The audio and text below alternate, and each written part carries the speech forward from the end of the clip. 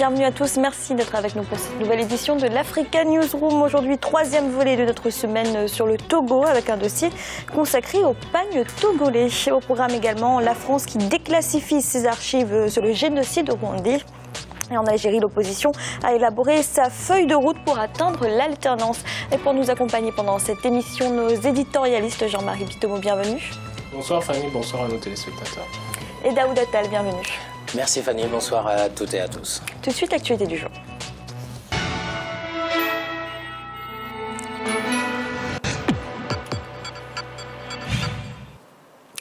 La France a donc décidé de déclassifier ses archives sur le génocide rwandais, une décision prise ce mardi par l'Élysée, jour du 21e anniversaire du déclenchement de ce génocide, une annonce saluée par les associations de victimes. Ibra Dindiaye. Pour les associations de défense des victimes et pour de nombreux historiens, la décision de la présidence française de déclassifier ce mardi 7 avril ses archives sur le Rwanda de 1990 à 1995 est un symbole fort, un pas historique sur le génocide des Tutsis en 1994. La déclassification des documents de la période 90-95 de la présidence française est d'abord un signe de rapprochement, je dirais, avec le Rwanda, parce que c'est un signe aussi de vérité. Il s'est passé beaucoup de choses. Il y a beaucoup d'historiens qui se posent des questions. On pourrait savoir, par exemple, les relations qui étaient entre la France et le Rwanda. Est-ce qu'il y a eu des livraisons d'armes décidées par la présidence? Est-ce qu'il y a eu des contacts, notamment pendant la période du génocide en avril, en mai 94? Une vingtaine de procédures est en cours pour crimes contre l'humanité. Si la nouvelle est saluée au pays des 1000 collines par les associations de victimes du génocide, ces dernières espèrent que des documents cruciaux n'aient pas été expurgés des fonds mis à la disposition du public. Elles espèrent afin obtenir la lumière sur cette période de l'histoire du Rwanda. Cette période est cruciale parce que la guerre du FPR a commencé dans les années 90, en 91. Donc, ce qui fait qu'on pourrait savoir si les Français ont réellement participé dans des combats contre le FPR. Et éventuellement, il peut y avoir la lumière sur l'attentat de l'avion de Abiyarimana. C'est une période courte, mais une période remplie de beaucoup de choses. C'est vraiment depuis 90 qu'il s'est passé des choses, qu'il y a eu beaucoup d'entraînement, qu'il y a eu beaucoup de contacts au niveau militaire, qu'il y a eu des livraisons d'armes. La période est cruciale et elle est très importante. Elle peut suffire pour vraiment savoir ce qui s'est passé même au niveau de ce génocide. Rappelons que le génocide en 1994 avait fait quelques 800 000 morts au Rwanda. Jean-Marie, est-ce qu'on peut qualifier cette décision d'historique ? Effectivement, Fanny, c'est une décision qui est historique parce qu'elle permettra de faire, si vous voulez, la lumière sur tout ce qui s'est passé exactement au Rwanda. Parce que quand les événements ont commencé au Rwanda, ça a commencé, comment dirais-je, par un événement fortuit qui était quoi? Qui était l'assassinat, la descente de l'avion du président de l'époque, M. Abiyarimana, qui a plongé le Rwanda vraiment dans un génocide, si vous voulez, qu'on a rarement vu en Afrique. C'est vrai qu'on a vu des guerres en Afrique, mais au Rwanda, c'était vraiment quelque chose de très, très violent.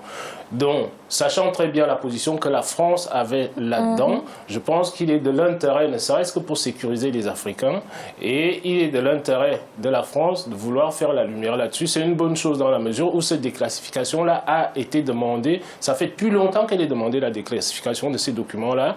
Et aujourd'hui, je pense que le président de la République française fait œuvre, et il fait honneur à l'histoire par rapport, si vous voulez, à la position de la France, si vous voulez, dans ce génocide-là, parce qu'on en a beaucoup parlé. Et ça permettra aussi au peuple rwandais, dans sa globalité, de pouvoir vraiment faire la lumière, les responsabilités, et peut-être pouvoir tourner la page qui est déjà tournée à l'heure actuelle. Donc je pense que c'est une très très bonne décision.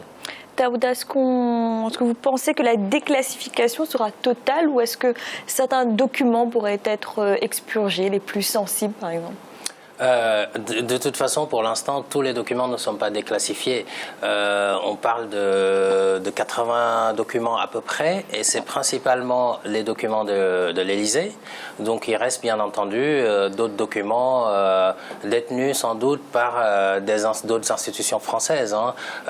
Par exemple les renseignements généraux, etc. Donc c'est tout ce qui tourne autour des documents qui étaient à l'Élysée, la gestion de la crise par l'Élysée. C'est déjà pas mal, hein. C'est déjà une bonne chose, je trouve, et ça correspond surtout à la lecture politique que j'en fais, c'est aussi la volonté de François Hollande, du président français, de dire que les relations entre la France et l'Afrique changent aujourd'hui.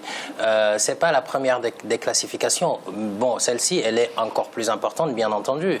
Mais on se souvient, il y a quelques mois, le président Hollande avait remis, en tout cas, des archives qui étaient confidentielles, qui n'étaient pas déclassifiées, pour le massacre du camp de Thiaroye au Sénégal. Donc un certain nombre les tirailleurs sénégalais qui étaient rentrés et qui réclamaient leur pension militaire et qui ont été fusillés là.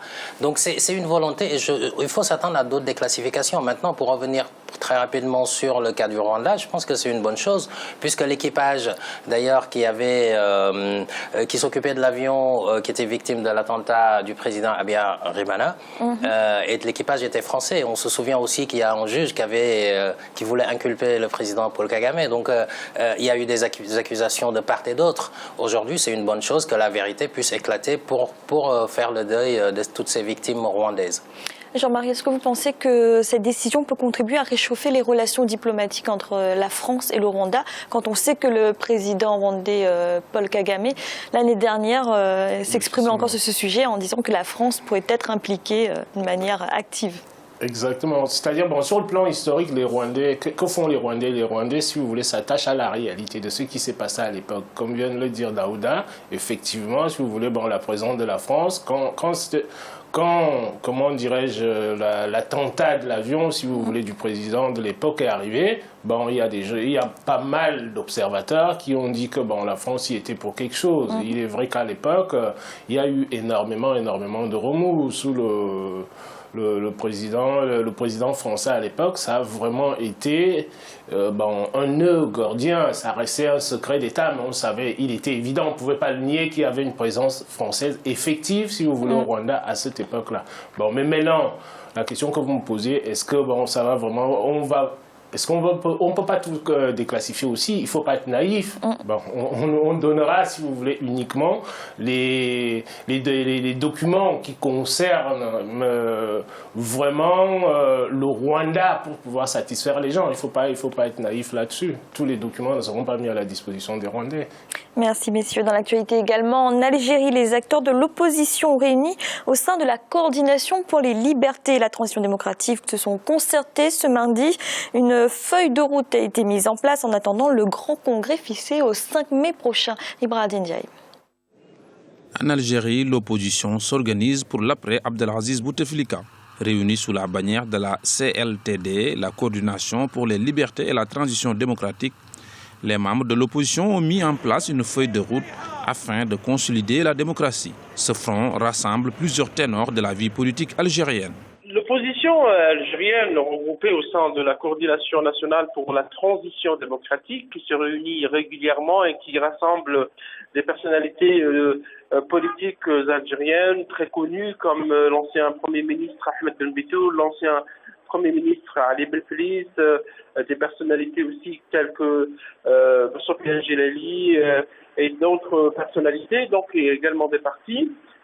Travaille depuis des mois, bien avant les élections présidentielles d'avril 2014 qui ont porté Bouteflika au pouvoir pour un 4e mandat de 5 ans. Réunis ce mardi 7 avril à Alger, les acteurs de la CLTD, la coordination pour les libertés et la transition démocratique, ont fait plusieurs propositions allant des conséquences de la chute du prix du pétrole à la problématique de la corruption, de la commission indépendante pour l'organisation des élections ou encore du danger de l'exploitation du gaz de schiste. C'est une plateforme qui porte sur la transition démocratique, sur la nécessité de doter l'Algérie d'institutions stables, d'institutions fonctionnelles, une plateforme qui n'accepte pas une révision constitutionnelle à l'heure actuelle sans débat national, sans qu'on s'entende sur les grandes lignes par rapport à la représentation nationale, c'est-à-dire un Parlement qui représente réellement la population, par rapport à une vision très claire par rapport à l'économie, le contrôle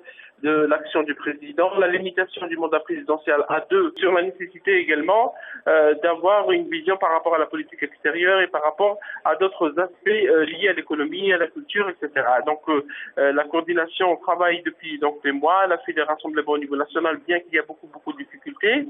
L'opposition se réunira en congrès le 5 mai 2015. Une deuxième feuille de route devrait sortir de cette rencontre. Daouda, on se souvient qu'il y a 2 semaines, le président algérien faisait une attaque très virulente à l'encontre de l'opposition, avec des expressions comme la politique de la terre brûlée. Est-ce que finalement, ça n'a pas relancé l'opposition, cette attaque? Oui, je pense que vous avez raison, Fanny. Ça a relancé cette opposition, ce discours-là, effectivement, du président Bouteflika. Bon, ce qu'il faut constater, c'est que l'opposition est quand même aujourd'hui organisée au sein d'une coordination finalement, et ça c'est un fait assez rarissime d'avoir ce niveau d'entente, en tout cas pour un seul but politique. Donc une initiative pour la concertation et le suivi de l'opposition, ce qui est réclamé est légitime à mon avis, une révision constitutionnelle, d'autant plus que le président Bouteflika l'avait lui-même promis au moment où le printemps arabe éclatait à la fois en Tunisie, en Égypte, etc. Et moi, heureusement que l'Algérie n'a pas sombré dans ça, et tant mieux, mais l'Algérie a montré aussi que c'était un grand pays qui pouvait s'entendre, en tout cas, les forces pouvaient se contenir dans des situations difficiles, et ça a été le cas. Maintenant, la situation elle est différente aujourd'hui parce qu'on a un président de la République qui apparaît de moins en moins sur la scène publique, qui est il y a beaucoup de spéculations sur sa santé, sur sa manière de diriger le pays, etc. Donc là, je pense que cette opposition a le vent en poupe et elle s'organise comme elle peut. Il y a un certain nombre d'actions qui sont annoncées. Bon, l'important, c'est que l'Algérie garde sa stabilité, quoi qu'il arrive. Je pense que c'est l'élément le plus important sur lequel il faut se concentrer. Alors Jean-Marie, justement, comme le disait Daouda, l'une des promesses du président algérien, c'est la révision de la Constitution pour une refonte des institutions. Est-ce que cette révision, c'est une nécessité aujourd'hui en Algérie? C'est une nécessité en Algérie, tout simplement. Pourquoi? Parce que le paysage politique algérien, depuis pas mal d'années, si vous voulez, de mon point de vue, il est figé. Tout simplement. Pourquoi? Parce que quand vous regardez la première mandature du président Bouteflika, ça a été, si vous voulez, bon, il y a une dynamique qui est arrivée. D'autant plus que l'Algérie, bon, tout à l'heure, là, Daoud est parti un peu, comment dirais-je, il a voulu parler des printemps arabes. Il ne faut pas oublier que l'Algérie a vécu, si vous voulez, sa période qui a été une période très, très violente. Donc, ce qui fait que quand le président actuel arrive, c'est-à-dire, bon, l'Algérie est à la sortie, si vous voulez, de cette guerre-là qui a été avec le terrorisme, si vous voulez, à l'intérieur de l'Algérie, qui était quelque chose de très, très fort. Très très fort. On a encore vu les réminiscences par le Français qui a été assassiné, si vous voulez, récemment en Algérie. Donc, c'est pas encore stabilisé. Donc, de ce point de vue-là, sur l'environnement politique. Maintenant, concernant les institutions elles-mêmes, je pense qu'il faudrait maintenant partir vers une constitution qui soit claire pour toutes les parties prenantes, c'est-à-dire que chaque parti sache à quoi s'en tenir sur le paysage politique. La refonte, si vous voulez, de ces institutions-là est nécessaire pour stabiliser une fois pour toutes, si vous voulez, l'environnement politique algérien, d'autant plus que l'Algérie est dotée de potentialités, qu'elles soient politiques, qu'elles soient économiques, qui sont conséquentes. Donc, à partir de là, il me semble que c'est une nécessité. C'est une nécessité pour l'Algérie. Daouda, l'opposition a choisi des thèmes pour ses propositions. Parmi ces thèmes, il y a notamment la corruption et la chute des prix du pétrole. Est-ce que l'opposition a raison de mettre l'accent sur ces thématiques? Tout à fait, elle a raison, puisque de toute façon c'est un fait qui est constaté, les hydrocarbures, le gaz, le pétrole, etc. représentent quand même un élément important dans la structure même de l'économie algérienne. Tout le monde constate qu'il y a eu une baisse drastique du coût du pétrole aujourd'hui, et le président Bouteflika s'est quand même servi de cette manne financière pour réaliser des infrastructures. On peut citer l'autoroute Est-Ouest, on peut citer l'aéroport d'Alger. C'est vrai que quand on voit l'aéroport d'Alger, c'est une infrastructure moderne qui n'a rien à envier aux aéroports européens. Donc à ce niveau-là, c'est le moment, je pense, puisque moins de recettes au niveau de l'État. On a parlé de dépréciation ces dernières semaines du dinar.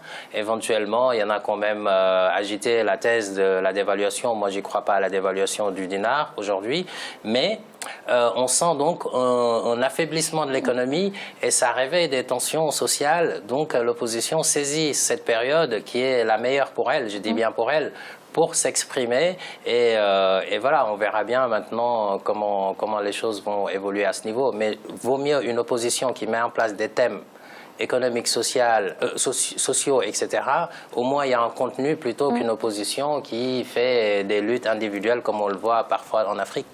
Merci messieurs, nous allons marquer une courte pause. Un instant, la deuxième partie de l'Africa Newsroom. À tout de suite.